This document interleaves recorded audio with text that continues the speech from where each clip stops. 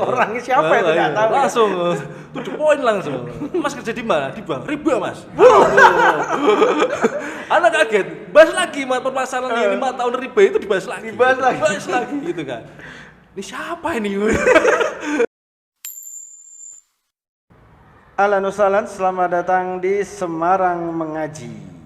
Siang hari ini kita punya tamu istimewa, Mas Radit. Ya. Beliau adalah staf keuangan di Sekolah Islam Al-Irsyad Al-Islamiyah di PT Semarang. Ya. Kita sekarang akan berbincang-bincang dengan beliau sebentar. Ahlan wasahlan, Mas Radit. Gimana kabarnya? Alhamdulillah, Ustaz. Baik ya. Jadi ini teman-teman ya, kalau ingin tahu sekedar informasi ya, saya menemukan Mas Radit ini rada unik loh. Ya. Jadi saya waktu itu cerita sedikit ini ya, saya waktu itu sedang open recruitment untuk staf IT, tapi yang daftar beliau staf keuangan. Ya Mas Radit ya, bulan kapan itu? Bulan Maret. Awal mulanya sih di bulan Februari sih. Bulan Februari anak itu benar-benar memang belum ada kerjaan, kebetulan lagi dagangnya dagang lebih ke kuliner. Karena ketemu sama teman anak kajian, dia posting lowongan pekerjaan. Saya lihat lowongannya operator. Iya, operator. Pokoknya sih iso IT lah ngono. Bisa IT pokoknya gitu kan. Terus anak nggak bilang itu sama temen anak, cuma lihat status anak screenshot, yaudah anak lamar, terus dipanggil gitu kan, panggil via WA, ya, anak nggak tahu ya, itu siapa, temu di sekolahan di Al-Irsyad itu di PT, terus anak juga kaget loh, kayaknya kenal ini, nggak asing ini, terus anak tanya. Karena dulu panggilnya enggak Ustadz, Pak dulu. Panggilnya Pak dulu, Pak Kamal. Pak Kamal gitu. Anak enggak asing nih sama Pak Kamal ini. Iya, ngono. Kayaknya pernah ngisi kajian di Masjid Jami Jatisari ya? Iya. Oh, anak udah berulang kali nih. Ente pernah lihat anak gitu? Iya, berulang kali. Oh, alah, berarti kayak ditakdirkan aja gitu, ketemu aja gitu. Padahal kalau pas waktu kajian juga nggak pernah ngobrol gitu kan, tahu Kamal gitu kan. Ini ada chemistry-nya ini yang unik gitu ya. Kita nyari operator buat Dapodi, kemudian nyari staff IT, nemunya staff X-Bank begitu kan. Ya jadi antum dulu sebelum di sini dulu kerja di bank ya, Pak Radit ya? Iya Ustaz. Itu kenapa antum itu keluar? Bisa diceritakan ini kisahnya, ini sangat unik nih beliau nih ketika keluarnya itu hampir mau 10 tahun. Saya masuk tahun 2009 akhir lah. Ya. 2009 keluar 2019 itu. Oh 2019 ya keluarnya ya. Anak itu 7 tahun nggak tahu istilah riba itu apa. Terus pokoknya bekerja gitu kan. Pahamnya ya udah mati Islamnya secara umum gitu kan, nggak tahu riba itu kayak gimana gitu kan, terus ketemu awalnya bukan dideketin mas, dideketin nanti enggak. Awalnya sih cuma bahas-bahas sama teman anak gitu kan, teman anak itu bilang masalah riba, anak nggak tahu tuh riba itu apa sih riba. Tahun itu berapa itu kira-kira itu? Itu anak 5 tahun kerja itu. Oh 5 tahun kerja. Berarti tahun 19. Berarti hampir 2014 ya? 2014-an lah, 2014-an. Teman anak bahas riba apa itu riba itu kan? Riba itu haram, mengeluarkan suatu kredit yang berdasarkan bunga gitu kan. Begitu. Anak nggak tahu. Terus lah, anak kan kerja bukan kredit, operasional, keuangan, ngitung. Pegawai gitu. Ya? Pegawai gitu kan. Cuma kerjaan anak cuma membayar payroll yang kerjasama di bank anak yang dulu gitu kan, terus kayak transfer clearing, RTGS, inkaso gitu kan, nggak ada hubungannya sama kredit gitu. Teman anak jelasin yang lebih tahu. Tapi padahal itu temennya antum itu kerja juga di bank? Kerja di bank juga gitu kan. Tapi dia memang pemahaman agama ya memang lebih kuat daripada anak. Oh gitu. Gitu kan. Karena dia jelasin kakaknya dia itu tuh udah hijrah, padahal dia kakaknya dia itu pegawai marketing obat gitu kan.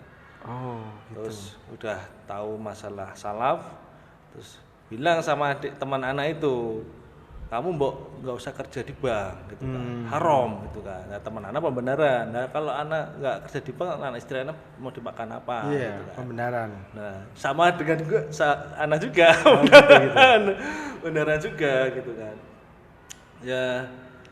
Ya udah, terus anak cari-cari riba gitu kan. Riba itu apa? Terus ya masih nggak percaya gitu kan. Oh gitu. Pada titik temunya itu diingetin sama Allah itu gara-gara satu, anak ketipu membeli tanah. Ketipu pembeli tanah. Nah, jadi anak mau beli tanah gitu kan, beli tanah terus ditipu. Tipu, sertifikatnya nggak ada. Udah keluar uang banyak, hampir mau 100 juta kalau salah itu. Sana kejar, tapi alhamdulillahnya uangnya kembali. Tapi dengan lika-likunya ya memang agak ribet sih gitu kan. Itu yang pertama. Terus yang kedua,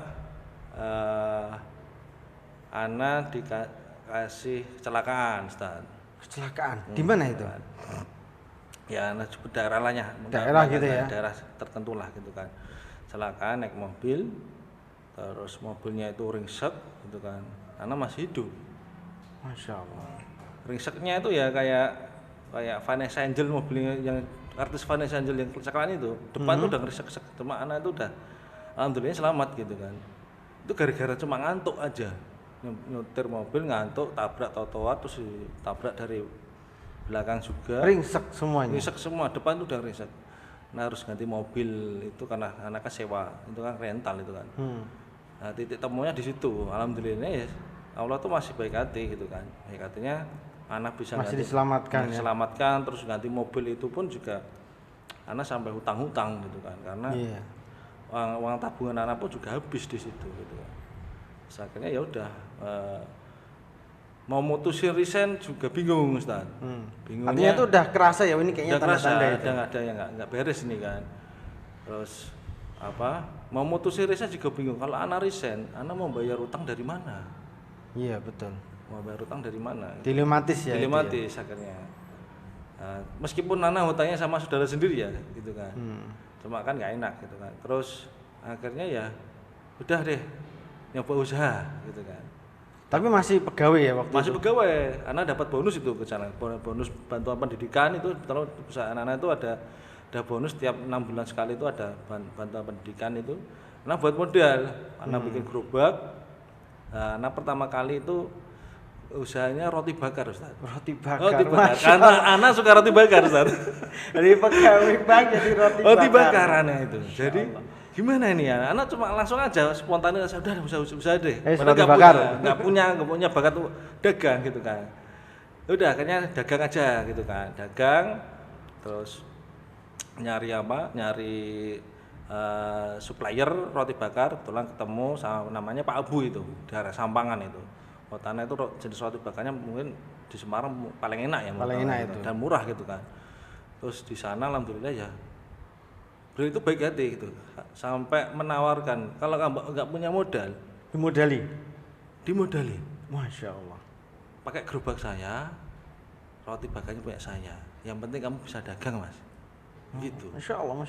Ada orang seperti itu ya? Iya. Siapa namanya Abu? Pak Abu namanya. Kita cari nanti nih sampai Sampangan ya. Sampangan kita itu. Datangkan ke sini Pak Abu. Masya Allah ini. Bagus, baik hati orangnya itu, baik hati gitu kan. Terus ya udah, terus akhirnya ya anak udah pakai gerobak saya aja Pak Abu. Gitu. Ya udah gitu kan. Nah itu beli roti di sana, bahan-bahan sana semua itu paling murah gitu kan. Nah setiap saya kerja, nah nanti jam 12 siang pas waktu istirahat, anak pulang ke rumahnya ibu anak gitu kan. Nah terus ngambil roti bakar. Iya. Nah, roti bakarnya itu harus dibawa ke plastik itu nggak bisa, pasti akan kalau dibawa plastik pasti akan kayak bahasa meletot semua. Oke. Nggak berbentuk gitu kan. Gitu. Harus pakai kardus gitu dan itu dilapis-lapisi biar nggak ketumpuk-tumpuk juga jadi peok gitu Ustaz. Nah itu dari Pak Abu ke Sampangan balik lagi ke rumahnya Ibu Ana, dari rumah Ibu Ana balik ke kantor kerja lagi. Ntar jam 5, nah Pulang, pulang, nah habis pulang, nah terus ke rumah ibu anak dagang. Baik, baik. Dagang. Kebetulan anak nyewa di daerah Indomaret.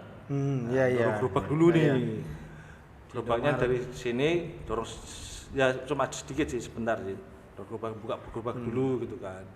Gerobak dulu terus apa? Persiapan ya udah nunggu. Hari pertama itu. Hari Hujan. pertama. Enggak ada pembeli. Enggak ada pembeli hari pertama, enggak ada pembeli. Tapi udah belajar ya cara udah masak. Belajar, Oh, udah belajar Masya cara Allah. masak gitu kan. Masya Allah. Hari pertama, zong gitu kan. Gak ada pembeli. Ya udah memang ini ujiannya gitu kan.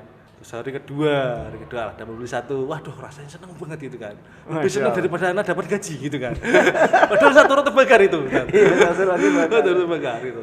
Terus Masya Allah. berkelanjutan terus, wah, pada seneng kan. Nah. Anak pakai bahannya memang premium semua dari Pak Abu bilangnya, Mas kalau bisa pertama pakai bahannya premium semua biar orang tuh juga seneng. Karena enak ya. Karena enak gitu kan. Bahan Pak premium. Abu. Jelasin cara bakarnya gitu kan. Ya banyak ilmu yang didapat dari Pak Abu lah istilahnya gitu. Masya Allah. Gitu kan. Terus sudah gitu. Ketika udah ada pelanggan banyak, nah kadang bingung kan orang satu toh, ada yang mesti ngantri 5 sampai kosong Ustaz gitu. Masya Allah. Saking bingungnya, balik-baliknya saking bingungnya Ustaz. Nah, ya udah akhirnya itu sudah jalan sebulan itu karena Udah mulai rame jalan sudah sebulan. mulai ramai. Masya Allah. Alhamdulillah mati sehari bisa minim 15 roti lah. Tapi belum belum resign itu ya. belum resign. bisa. Iya. Cuma setelah anak-anak pikir anak jam 7 berangkat kantor, terus pulang jam 5 dagang, pulang sampai rumah jam 12 malam. Masya Allah. Anak kadang mikir lihat balik-balik lihat ke anak-anak gitu kan. Nah, Nggak satu, nggak pernah komunikasi. Anak kerja, anak-anak masih tidur. Anak pulang, anak-anak juga masih tidur. Lama-lama bisa dipanggil om nih anak. panggil om gitu kan. Anak juga akhirnya mikir gitu kan, kok gini banget ya gitu kan. Akhirnya anak mutusin buat resign. Terus buat resign. Gitu kan. Nggak bisa nih dagang sampai gini. Karena anak ngerasanya ya uang yang buat dagang itu juga nggak kumpul, nggak tahu anak itu. Anak ngerasa ini ada nggak bener ini gitu kan. Nggak kumpul semua gitu kan. Terus anak mutusin ya udah langsung resign gitu kan.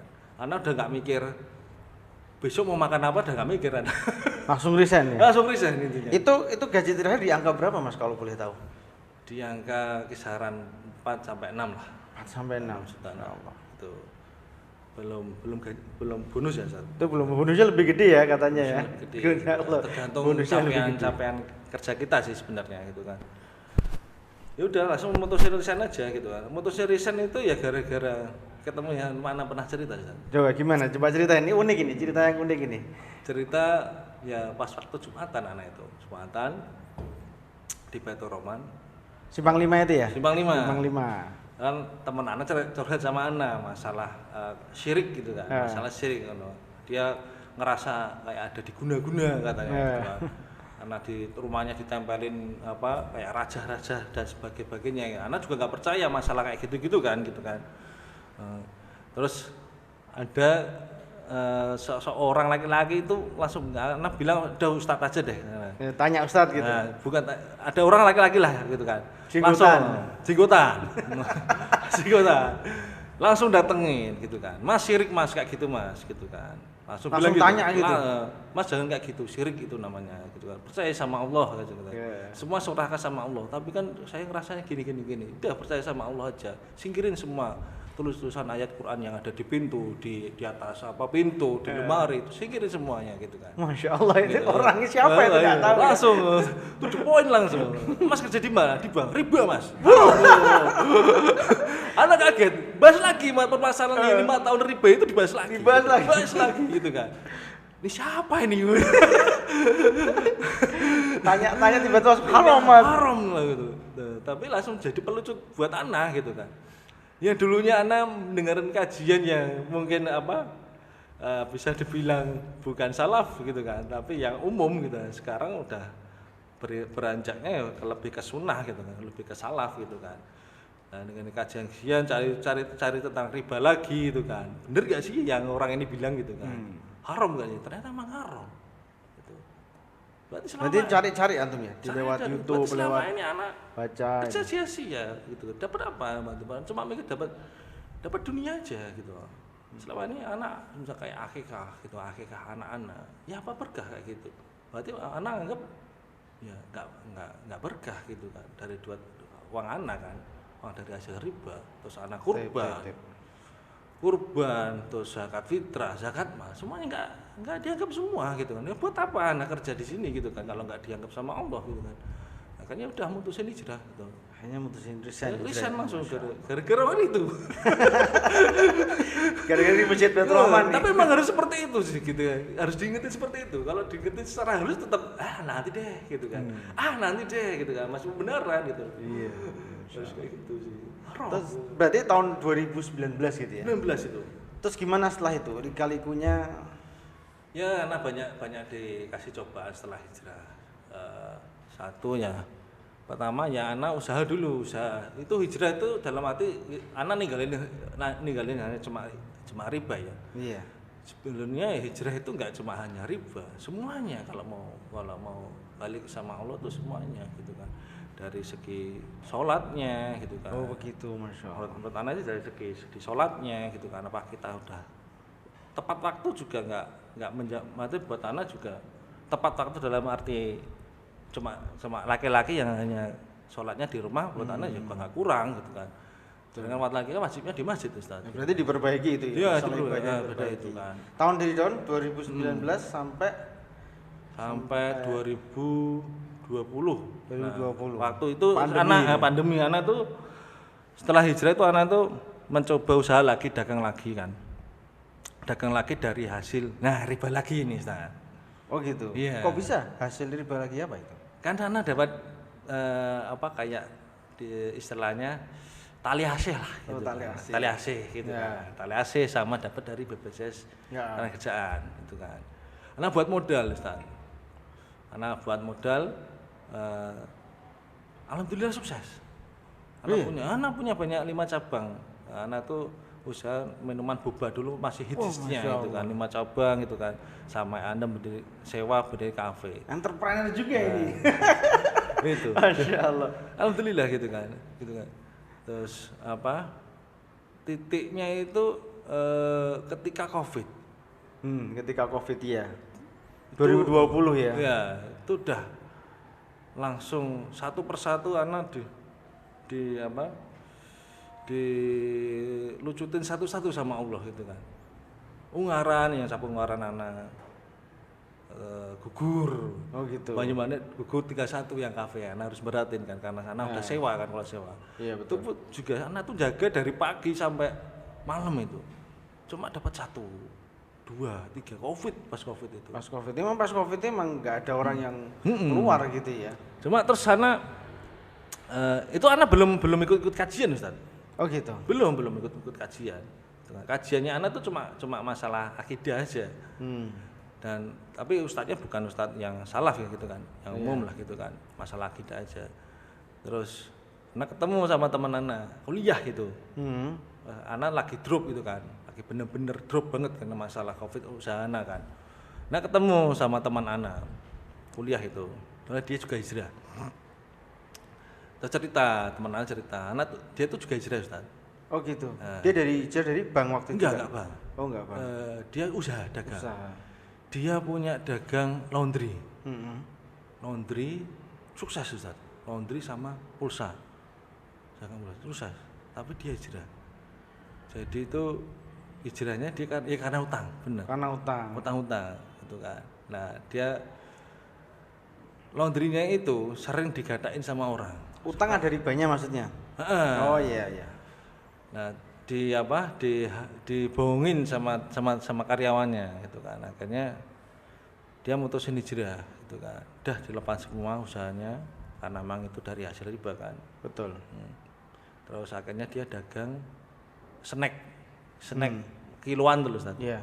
Tuh, dari nol tuh dia. Terus dia cerita sama kamu kenapa khawatir itu? Karena COVID anak itu kan, anak nyalain COVID itu kan. Ya. Nggak boleh nyalain COVID gitu kan. Semuanya sudah diatur sama Allah gitu kan. Oh, Masya Allah. Dia bilang gitu. Buktinya anak juga dagang gitu kan. Terus anak juga tetap ramai meskipun itu COVID gitu kan. Iya bener ya gitu kan. Pasti ada yang salah dari ente gitu. Betul. Gitu. Kenapa ente dibikin bangkrut gitu? Pasti ada yang salah gitu. Tanyain sumber dananya, diperhatiin satu-satu Ustaz. Sumber dana dari mana? Dari uang pensiun anak gitu. Ya itu mungkin. itu gitu kan. Ente diingetin seperti itu, dihabisin seperti itu. Oh iya ya gitu kan. Enggak mungkin masa gara-gara Covid itu terus orang-orang jadi apa? Usahanya dibangkrut gitu kan. Banyak yang Covid itu juga enggak ada yang bangkrut gitu kan. Betul. Tergantung Gusti Allah aja gitu kan. Nah, ya udah dari situ akhirnya ya apa? Usaha lagi, mulai lagi dagang rujak. Masya Allah, dagang rujak Itu Ustaz.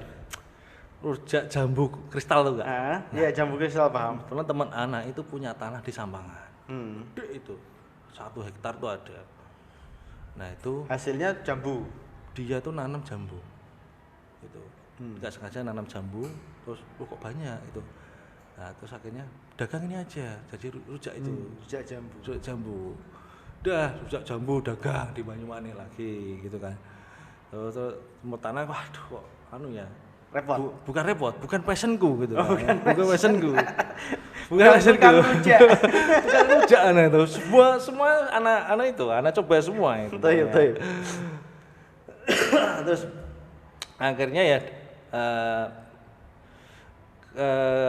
beralih lagi jadi kuliner katsu, Ustaz. Japanese food gitu. Karena anak-anak suka huka-huka bento. Kenapa anak gak bikin usaha kayak gini gitu kan? Hukben gitu kan. Akhirnya anak beli ayam, belajar dari YouTube gitu kan. Cara filet ayam kayak gimana gitu kan. belajar masak anak itu gitu kan. Masyaallah. Nah, ya udah akhirnya ya usaha itu terus alhamdulillah rame gitu kan. Sampai ya anak harus menelan pil pahit juga, anak harus divorce dengan istri saya gitu kan, sana gitu kan. Terus yaudah gitu kan, anak bener-bener dihantam bener-beneran itu kondisi seperti itu, karena nggak punya dana yang terlalu banyak gitu. Dan anak pulang ke rumah ibu anak itu cuma bawa 400.000 Ustaz. 400.000. Tapi itu usaha chicken itu masih? Ya 400.000 itu cuma buat beli ayam. Dan tiap bulan anak itu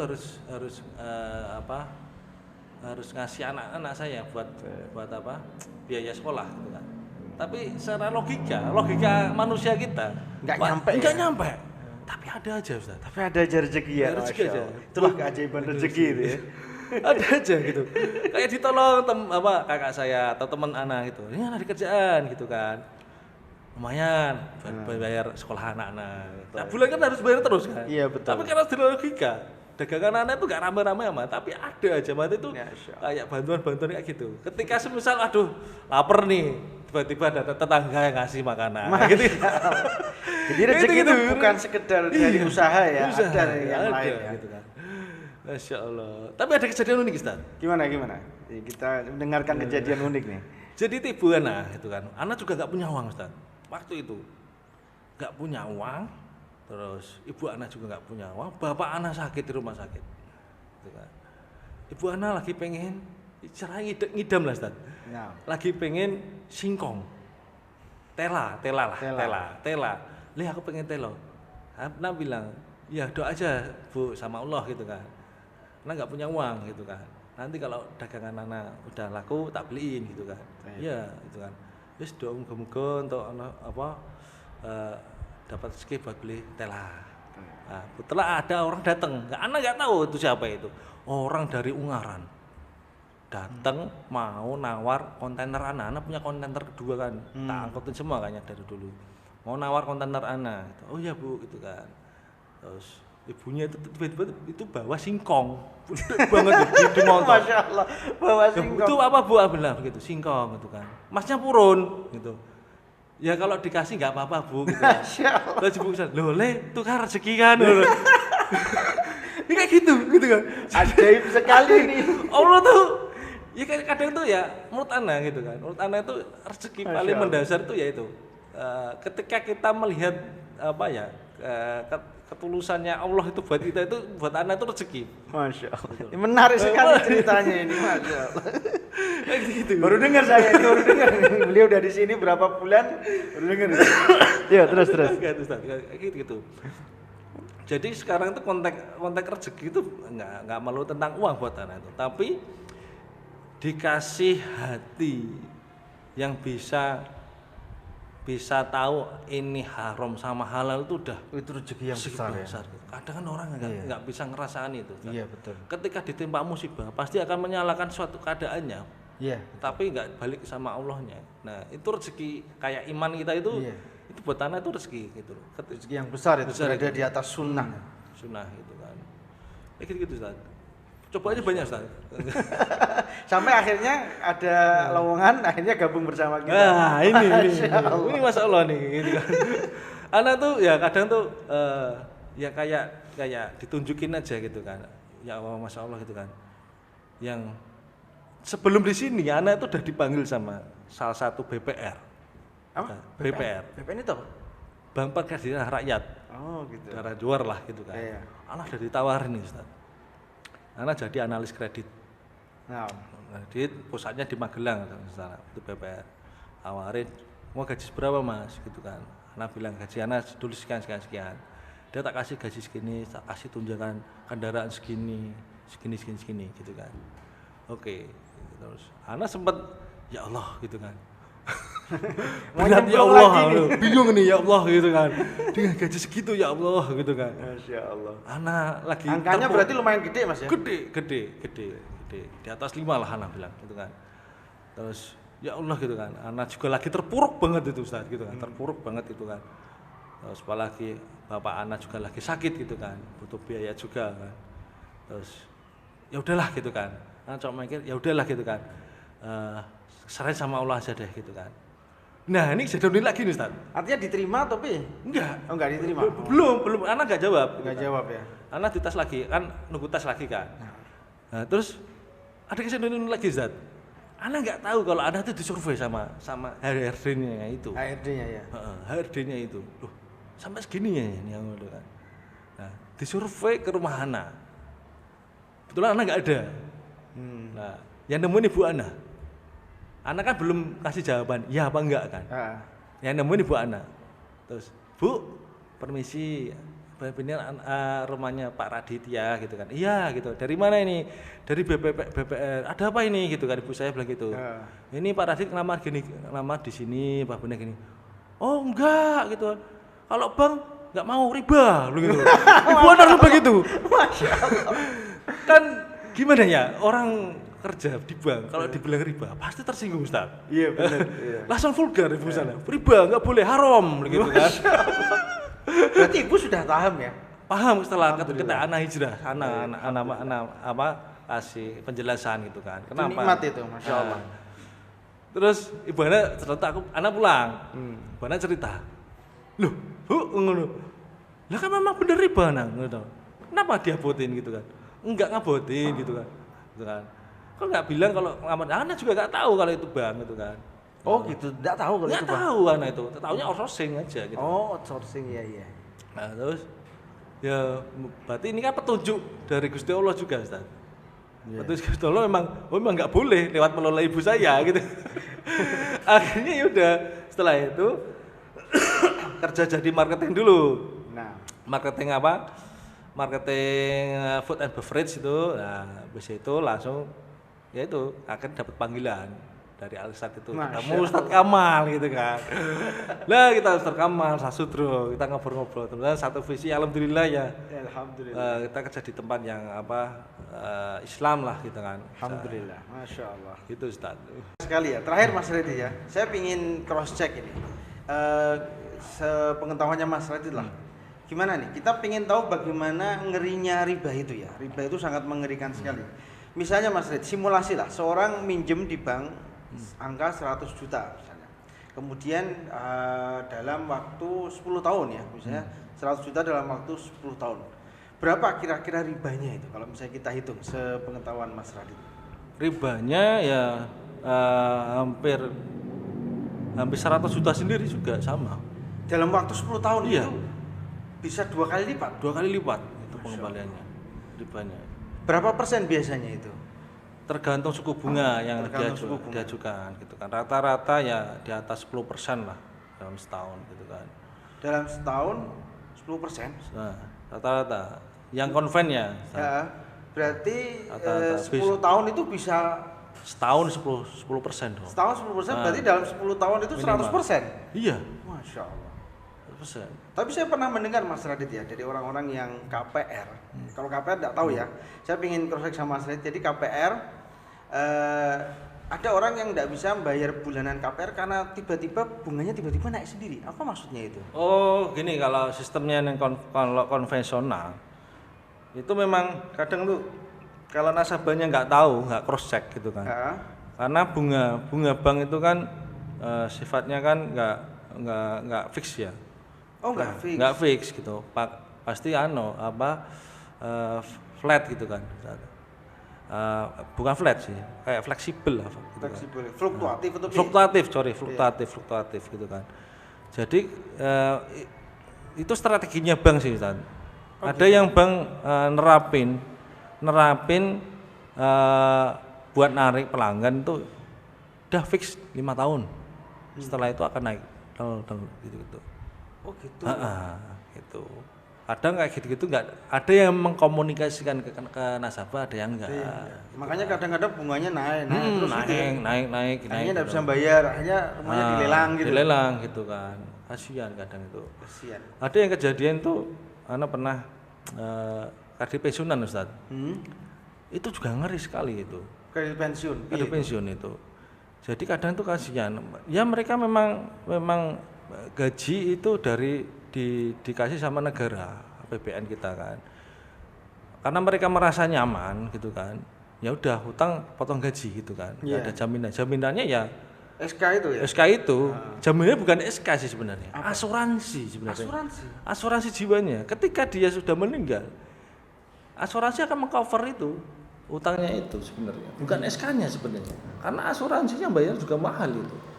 Bisa puluhan juta potongnya. Jadi gaji semisal 2.500.000. Buat bayar angsuran itu dipolke Ustaz. Tinggal 50.000. Dari 2.500.000 Tinggal 50.000. Lah terus piye itu?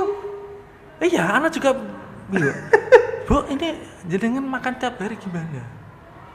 Ya dari uang utang itu.